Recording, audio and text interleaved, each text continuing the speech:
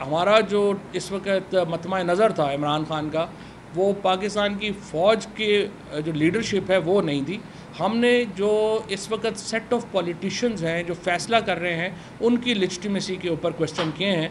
और मैं आपसे भी पूछता हूँ कि अगर आपको लगता है कि नवाज़ शरीफ ने प्रूव करना है पाकिस्तान का वज़ीर-ए-आज़म, जो ख़ुद एक मफरूर मुजरम है, तो मुझे आप बताइए उसकी लेजिटिमेसी क्या हो। ज़ाहिर है कि हमारी नज़र में उससे जो इज़्ज़त है उस पर फ़र्क आता है। क्या पाकिस्तान का ये मुफाद होगा कि ये सियासी टोला पाकिस्तान की फ़ौज को इस तरह से कंट्रोवर्शियल कर दे?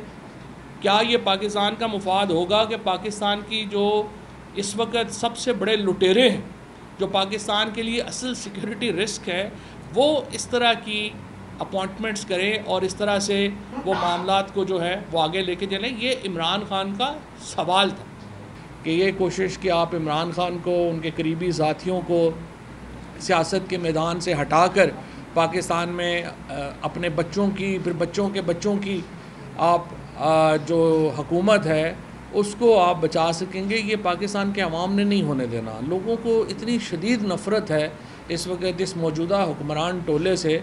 ये तो इमरान खान की वजह से पाकिस्तान अगर अभी श्रीलंका नहीं बना है तो सिर्फ इमरान खान की वजह से नहीं बना, तहरीक इंसाफ की वजह से नहीं बना, क्योंकि हमने लोगों के जज्बात के आगे बंद बांधा हुआ है।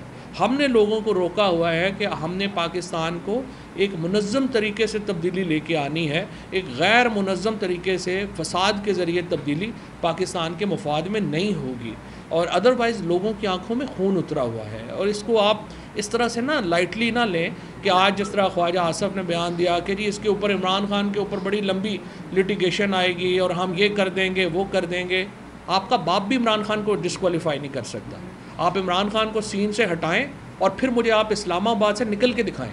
आप अपनी हैसियत और औकात के मुताबिक बात करें। हम आपका बहुत लिहाज कर रहे हैं, हम इस हुकूमत का लिहाज कर रहे हैं, और इसलिए लिहाज कर रहे हैं कि ये पाकिस्तान को हम एक मुनज़्ज़म तब्दीली की तरफ लेके जाना चाहते हैं, एक गैर मुनज़्ज़म तब्दीली की तरफ नहीं ले जाना चाहते।